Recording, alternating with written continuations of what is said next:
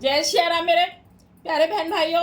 मैं आ गई आपके सामने सुंदरकांड लेके, जिसमें के दो दोहे की चौपाइयां में आप सबको अर्थ सह सुना रही हूँ। चले चौपाइयों की तरफ।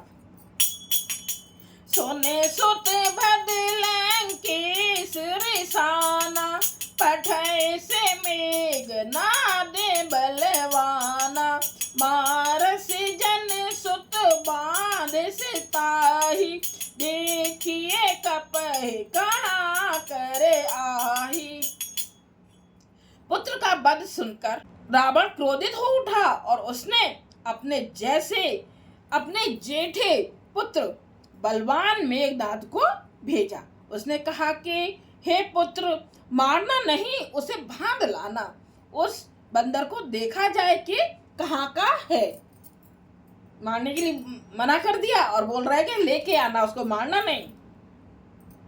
चला इंद्र जिते अतुलित जोधा, बंधु निधन सुने उपजा क्रोधा, कपि देखा दारुण भटि आवा, कटि कटाई गर जारु धावा। इंद्र को जीतने वाला अतुलनीय योद्धा मेघनाद चला। भाई का मारा जाना सुन उसे क्रोध हो आया। हनुमान जी ने देखा कि अब की भयानक योद्धा आया है, तब वे कटकटाकर गरजे और दौड़े। अति विशाल तरु एक उपारा, बेरथ कीन लंकेश कुमारा, रहे महाभटका के संगा, गही गही कपि मर दई निज अंगा। उन्होंने एक बहुत बड़ा वृक्ष उखाड़ लिया और उसके प्रहार से लंकेश्वर रावण के पुत्र मेघनाद को बिना रथ का कर दिया। रथ को तोड़कर उसे नीचे पटक दिया। उसके साथ जो बड़े बड़े योद्धा थे उनको पकड़ पकड़ कर हनुमान जी अपने शरीर से मसलने लगे। नहीं ने पाते तहाई से ने बाजा, धीरे जुगले मानहु गजराजा, मोठी का मार चढ़ा तरु जाई, ताहि एक क्षण मोरे छा आई। उन सबको मारकर फिर मेघनाद से लड़ने लगे। लड़ते हुए वे ऐसे मालूम होते थे मानो दो गजराज श्रेष्ठ हाथी भिड़ गए हों। हनुमान जी उसे एक घूंसा मारकर वृक्ष पर जा चढ़े और उसको क्षण भर के लिए मूर्छा आ गई, यानी कि बेहोश हो गया एक पल के लिए, क्षण भर के लिए।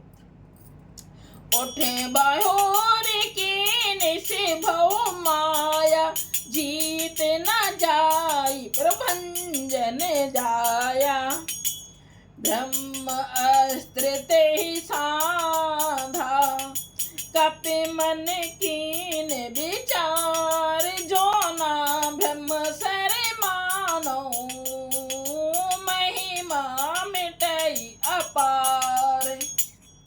फिर उठकर उसने बहुत माया रची। किसने? मेघनाद ने। परंतु पवन के पुत्र उससे जीते नहीं जाते। ब्रह्मशस्त्र का संधान प्रयोग किया।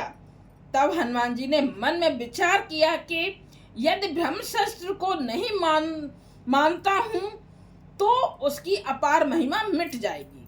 ब्रह्म बाण कपि कहूं ते मारा, परित्यु बार कटुक संघारा, ते देखा कपि मूर्छित भयउ, नाग पास बांध सिले गयउ।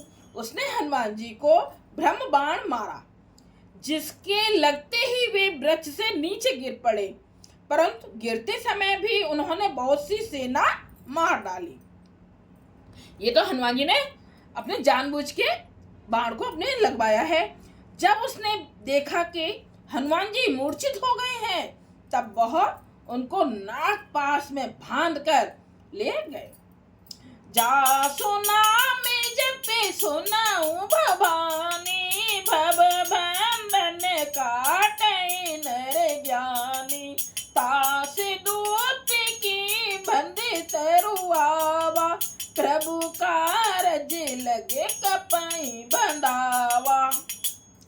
जी कहते हैं, हे भवानी सुनो, जिनका नाम जप कर ज्ञानी विवेकी मनुष्य संसार जन्म मरण के बंधन को काट डालते हैं, उनका दूत कहीं बंधन में आ सकता है?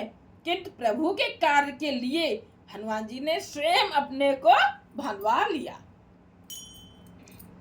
कपि बंधन सुने निश्चर धाय, कौटुक लागे समा सब आए, दस मुख सभा दी के कपि जाई, कहे न जाई कछु अति प्रभुताई।